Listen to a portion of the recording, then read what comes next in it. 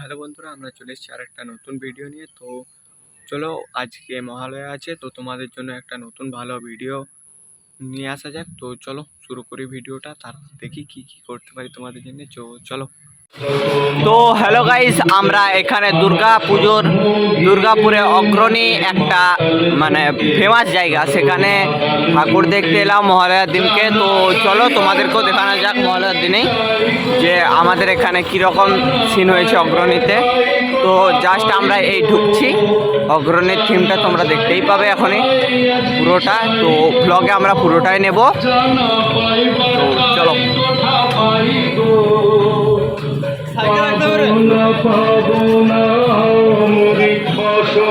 তো দেখতে পাচ্ছ এখানে, তো গাইস দেখতেই পাচ্ছ এই প্রথমে ঢোকার সিন এখানে, তারপর এখনো ভিতরে কাজ।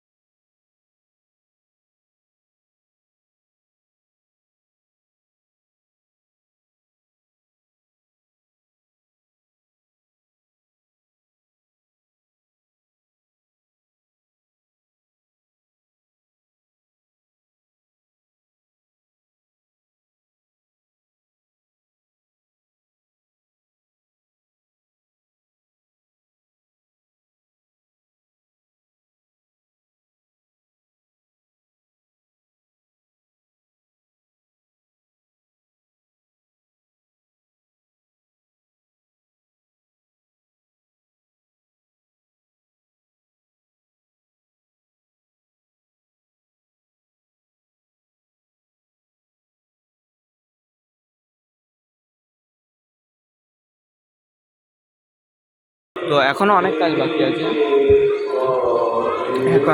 বাকি আছে, তো চলো বাইরে যাওয়া যাক। তো বন্ধুরা, আমরা অগ্রণী থেকে জাস্ট বেরোবো। তো এই দেখতে পাচ্ছি অগ্রণী ডেকোরেশন, তো ভালোই আছে। তো দেখতে পাচ্ছি লাইটিং আর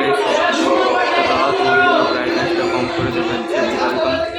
তো দেখতেই পাচ্ছ এরকম লাইটিং আরে আছে। তো চলো বাইরে।